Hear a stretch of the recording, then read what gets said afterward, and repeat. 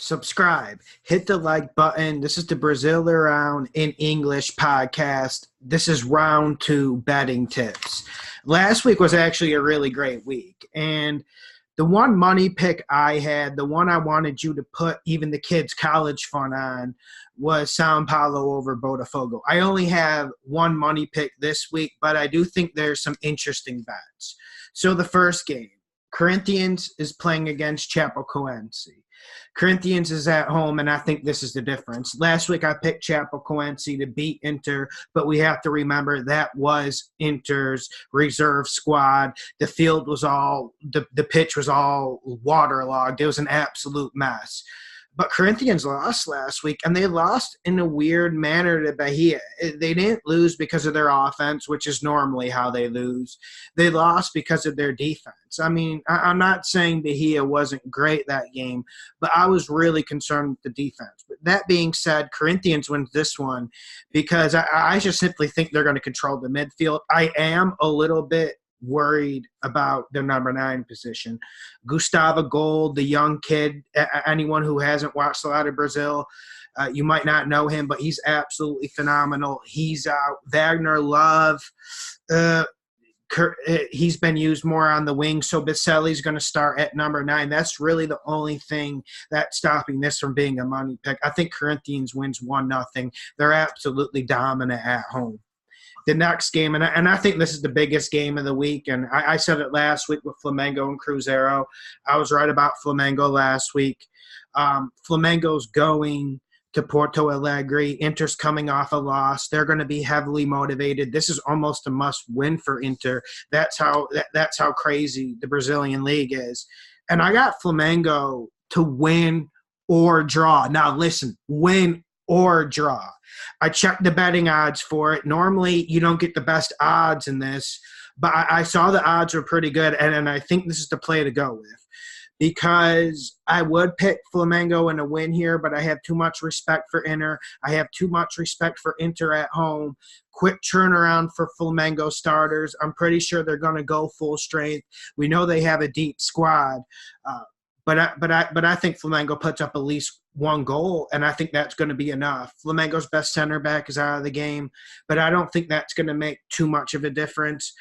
I just don't believe in Inter's midfield. That's my problem with them. It's going to be the problem the whole year. They might start the young Argentinian Serratori at the number 10 instead of D'Alessandro. That would be a better move. But they don't have anyone who's going to create. I love Patrick at Valanci, but he's pretty much their best midfield player in terms of creation this year. That's not good. Now we got Palmeiras. They're going to Macião to play CSA, and CSA was absolutely tragic last week. And I said on the round 1 preview that CSA needs 5, 6, 7 more players to legitimately have a chance in this league. They still haven't added that. I still think Marcelo Cabo is a good manager. I got a draw here, and this is not one I would bet. But Palmeiras is coming in with a reserve squad. Ricardo Goulart is hurt. Zahaf Leal was phenomenal last game. He's on the bench. Lucas Lima playing number 10. He's been horrible. Felipe Pires has been horrible. Thiago Santos at Valanci, he's been horrible. I mean, CSA doesn't have a lot, but they are at home, and you have to remember that Hey Pelé might be the toughest place to play in Brazil. I know I'm probably the only one who has this opinion, but this is one of the toughest places to play when you go up to Alagoas. I'm going draw. Do not bet this one. Do not go near it. The next game, Cruzeiro against Ceará. Ceará last week put up a goleada, completely blew CSA out of the water, but I don't see them doing much this week. Cruzeiro wins 2-0 easy. Robinho's back for Cruzeiro. Cruzeiro's going to be full strength. Come on now. Mano Menezes isn't having 2 L's or a loss and a draw to start the season. That's not going to happen, even though he does get stagnant in his second season with teams. Now we got Fortaleza at home against Atlético Paranaense, and this is going to be a win for Fortaleza. I know last week I was saying there was a chance of a Fortaleza upset, but they just weren't good enough in midfield. Rogério's been playing the 4-2-4, four attacking players. It's been working great. He's going to stick with it, and I think they win 2-0 here. I question Atletico Paranaense on the road. Last year, I think they only got 2 results on the road. I know everyone loves them. Bruno Guimaraes is a great player, but come on now. Fortaleza is going to win this one. The home field advantage is going to be too much. The Castelão is going to be rocking. And Rosario is not going to look bad 2 straight games. That's not going to happen. Next game, we got Goiás at home against São Paulo. São Paulo was my money pick last week. Yes, they got Pato. Yes, they got a lot of good young players. Yes, they maybe got the best center back pairing in the league. But the reason why I picked them last week and why I'm picking them again is Cuca. This man, he knows how to coach his teams. He coaches them in a European style. They create chances. They're safe at the back. That used to be the old problem with him. His teams used to leak goals. Not anymore. He knows how to play it safe. He knows how to press. And Goiás doesn't have anything besides Giovanni Augusto in the midfield. And yes, they beat Fluminense last week, but Fluminense was garbage that game. Complete garbage. But Goiás, this is one I'm not touching. But if you wanted to bet São Paulo in a win or draw and the lines are good, I would bet that, but they probably won't be too good. Next game, we have Santos against Fluminense. This is on Thursday. And I'm really looking forward to this game. Last week, Santos was absolutely outstanding. I was quite surprised by it. Sampioli went 3 center backs. I was not expecting that against Grêmio. And whenever you beat Grêmio, and I don't think they're the best team in the league anymore. I don't think they're the most talented team in the league anymore. But whenever you beat Grêmio, that's something to feel good about. That's something to walk around with a little bit of a strut. So when I look at this game, I got Santos to win because Fluminense is completely lost. Last week, for some reason, Pedro didn't start. I know he didn't have full fitness. They're completely reliant on Luciano. Fluminense isn't able to create enough chances, and they're really only effective when they're on the counterattack. Santos is an extremely hard team to counter against. And Sampioli was playing a lot of reserves in that result against Grêmio. I think his team comes out, and I think they beat the living daylights out of Fluminense. Gonzo's not playing. Pretty sure he's going to be out again. Even if he plays, is that going to make a big difference? Does Fluminense even have a left back? One thing that's really going to help Santos, though, is signing Georgie. They signed him from Europe. He's someone who's really going to help at fullback. That's one of Fluminense's problems. They got Gilberto. He provides a good spark up that right side, but they got absolutely nothing on that left side. And I see Fluminense not being able to put up a goal again. And I'm starting to see a good Santos center back pairing for the first time probably in 7 or 8 years.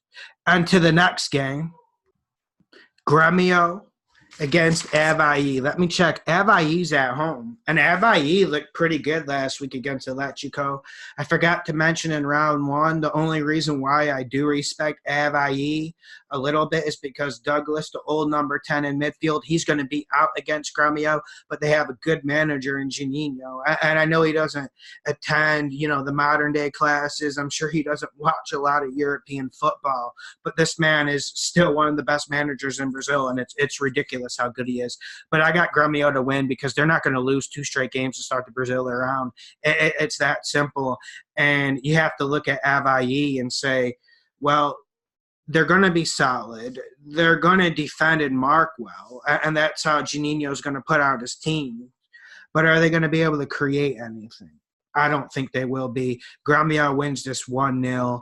Douglas is not playing for Avaí, so it's going to be very, very difficult for them to generate chances. Speaking of a team who's having a hard time generating chances, Vasco at home against Atlético Mineiro. And this is a crapshoot. I was trying to find the possible lineups today for this game. They're not out yet. Vasco definitely needs to go back to 4-2-3-1. Maxi Lopez needs to stay at that number 9. I know he's not in shape. I know he doesn't give a lot of effort, but he honestly has the touch of quality that they so desperately need in that box. But you have to get it in the box first. Vasco's going to play more direct. Ever since they got rid of Valentin, they've been more direct. I think that continues. I think they win here 1-0, but we also have to look at Electrico Minero and understand that this is a mess. This is a team that's not trained well. This is a team that doesn't have a lot of will. I mean, they did get by Avaí last week, but they needed the help of VAR on 2 occasions. I mean, one of them was a straight-up fuck job for Avaí. Electrico Minero is not a good team. They got great players. They got lots of talent. They got pace. Ricardo Oliveira is an absolute beast in the box. Yeah, they got tons of talent, but they can't really defend. Their goalkeeper, Victor's really, really overrated. And how are they going to do against the road? I think they make a mistake. Vasco capitalizes. Then Vasco sits back, attacks on the counter where they feel comfortable. Vasco, I'm not going to bet it because they've been terrible, but I'm pretty damn sure Vasco gets this win. The next game we have, and I think this is Thursday night. I think it's the last game on the calendar. I'm just checking the schedule right now to make sure I didn't miss one. Botafogo against Bahia. This is a crapshoot. I don't know what to expect from Botafogo. A lot of people are expecting relegation, and I didn't like the new manager they hired. He has no experience. How is he going to deal with people with bad attitudes like Diego Souza? How is he going to get the best of someone extremely talented like Diego Souza? I mean, we got to remember Eric, their second best player, also has a hot head. He's also disenfranchised managers before.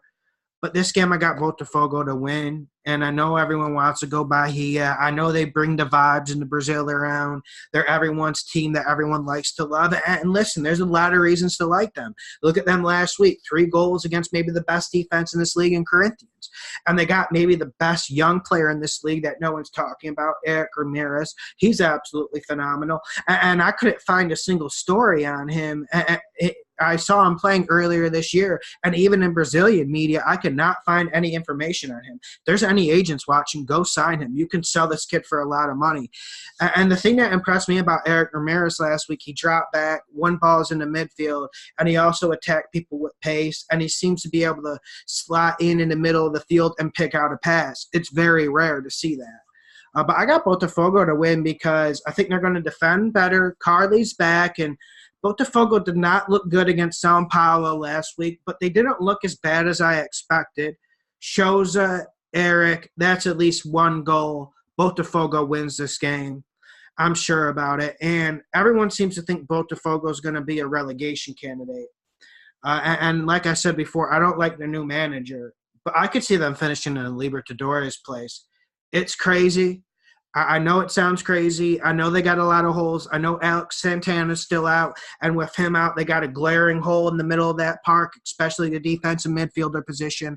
But, man, you got Diego Souza, you got Eric, you got Cicero pitching in goals from midfield. Anything can happen, and you got a great goalie. Subscribe. Hit the like button. The Brasileirao podcast in English.